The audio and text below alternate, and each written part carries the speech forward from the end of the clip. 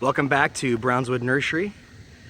This is one of our smaller projects. We did a renovation on the front yard. New sod, almost all new plants except for this beautiful dogwood. And it's turned out really lovely.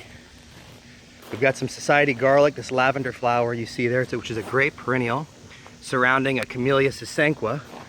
This is a dwarf camellia, which will bloom in the fall.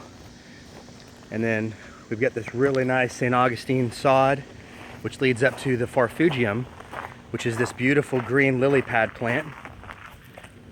And in the fall, these will all have a 36-inch high yellow flower spike, like a daisy flower. And the focal point is this beautiful coral bark Japanese maple.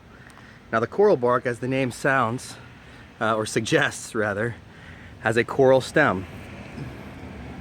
Really beautiful, and the chartreuse green leaf against the coral stem is really a nice contrast. In the fall, this tree will turn fire orange, which will look beautiful against the cream of the color of this house, and then it'll defoliate, and then you'll be left with a really beautiful painted coral stem tree without the leaves. We also left this camellia. This is one of the other plants that we left in the design.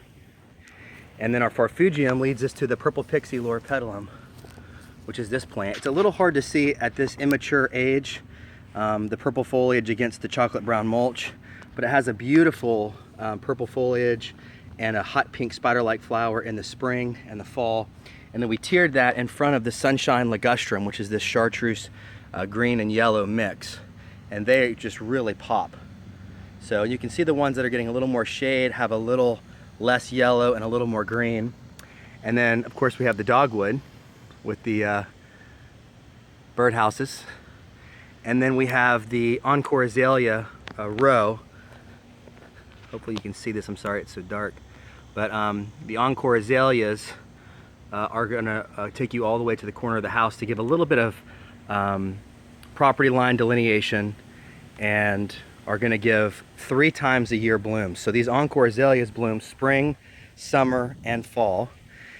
And then we have hydrangeas and fatsia, and you can see our hydrangeas are getting a little touch of a tinge of too much sun. There's getting a little bit of this browning in the leaf, so this could be a lack of water. It could also be a little too much sun.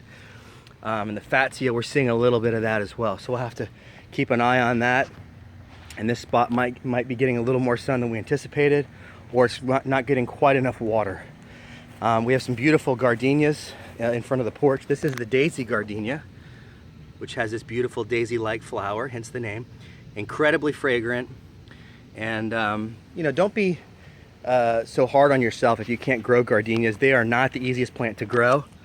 They are beautiful and incredibly fragrant. But they do have an iron deficiency and are highly susceptible to whiteflies.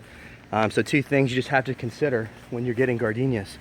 So hope you enjoyed this video, and we'll definitely check back with you next time on our next project. For more tips, tricks, and videos, please visit us at brownswoodnursery.com, and thank you so much for watching.